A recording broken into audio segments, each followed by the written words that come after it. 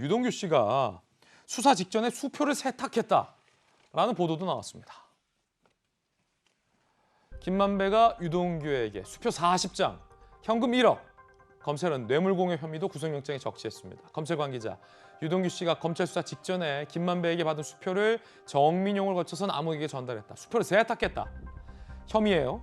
동아일보 보도고요. 뇌물 4억의 수표, 사업자금에 뒤섞여 뇌물이 아닌 것처럼 돈 세탁 정황. 천하람 변호사님, 네.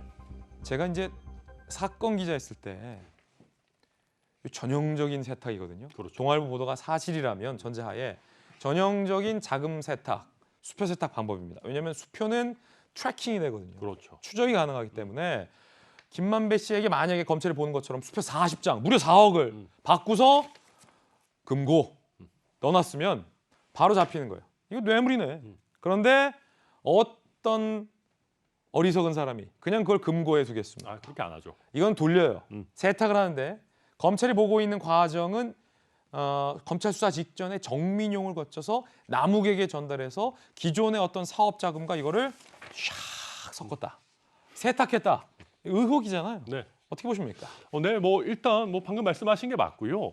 이게 근데 뭐 지금 보면 이 수표 자체를 넘기는 건 의미가 없고 어느 순간에 현금화를 해야 되는 겁니다. 현금화를 해야 되고 현금화를 하지 않는다라고 하면 다른 자금에 섞어서 이게 트래킹이 될 확률을 낮춰야 되는 부분이 있는 거고요. 사실 우리가 검찰 수사를 보면서 유동규 씨에 대한 뇌물이 어떤 형태로 갔느냐에 대해서 검찰에서도 일부 혼선이 있는 것처럼 보도들이 많이 나왔습니다. 근데 지금 동아일보에서 한 얘기를 들어보면 저렇게 수표를 사업자금에 뒤섞였고 또 다른 사람들을 거쳐서 전달했다면 수사기관도 조금 헷갈렸을 수 있을 것 같아요. 그래서 저런 것들이 분명히 어두운 돈을 전달하기 위한 하나의 어떤 전형적인 수법이다 이렇게 말씀드릴 수 있겠습니다. 그런가 하면 유동규 씨가 인사 전횡을 했다라는 보도도 나오고 있습니다. 자, 중앙일보 보도에 따르면 성남시설관리공단 제작 당시 유동규 씨의 눈밖에 나서 해임된 직원이 20여 명에 달한다는 의혹이 제기됐습니다. 자, 이 보도가 맞다면이라는 가정하에 인사부서 과장 출신 A씨는요.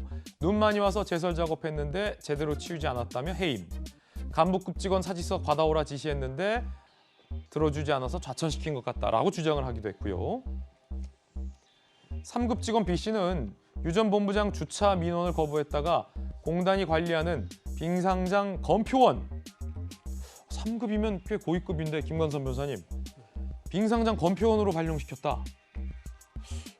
이거 사실일까요? 사실이라면 3급 공무원이면 굉장히 높은데 물론 빙상장 검표원을 우리가 폄하하는 건 아니지만 3급 공무원이 빙상장 검표 일을 뭐 일손이 부족하면 할 수도 있겠습니다만 조금 상식적이진 않은데요? 이게 사실이라면? 이제 빙상장 검표원은 이제 일용직 아니면 이제 기간직 이제 그런 분들이 하겠죠. 그런데 3급 직원에게 어떤 주차 민원 거부하니까 가서 빙상장 검표원 하리라. 이런 게 지금 우리 현 사회에서 있을 수 있는 이야기인가? 더군다나 과장급이 보통 한 4급이거든요. 우리가 공무원에 따르면 사무관이라고 합니다. 이 사무관에 대해서도 주차 민원에서 뭐 그 문제가 있다고 그래가지고 뭐 제설 작업해라.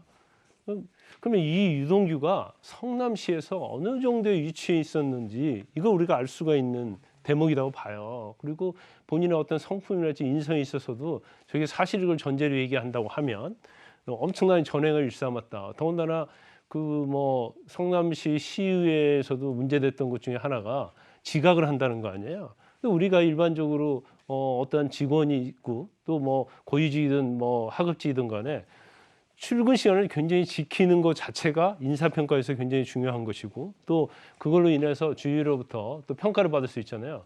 근데 굉장히 출근 시간도 안 지켰고 또 출근 시간도 안 지키다 지적받으니까 대리 출근 그런 표시를 하도록 하는 시켰다 이런 내용들이 나와 있어요. 그럼 이런 것들이 전체적으로 사실이라고 한다면 과연 유동규가 전횡을 일삼았다 볼 수가 있는데 그 전횡이 본인의 어떤 믿는 구석이 없으면 이게 가능하겠느냐. 더군다나 일반적으로 회의는 참석하지 않고 이재명 지사가 참석하는 곳만 참석했다 이런 얘기까지 나오고 있어요. 그래서 이 부분은 뭐 부적절하다, 도덕적으로 문제가 있다 이렇게 얘기할 수도 있겠지만 뭔가 뒷배가 있고 본인이 그걸 믿고 전회가 일삼았다고 한다면 현재 이제 배임과 관련해서 측근이 아니냐 측근이냐 이게 굉장히 문제가 되고 있잖아요. 그래서 직접적인 건 아니라도 간접적으로 유동규가 뭔가 실력자와의 모종에 좀 굉장히 우리가 상상할 수 있는 친근한 관계에 있지 않느냐. 이제 그런 걸 유추해 볼 수 있는 한 대목이다 이렇게 봅니다. 자, 김관선 변호사님의 의견 들어봤습니다. 이에 대해서 이재명 후보는 유동규는 측근이 아니다. 그리고 측근이라고 부를 수 있는 가까운 사이가 아니었다라고 재차 강조한 바 있다는 말씀도 함께 드리겠습니다.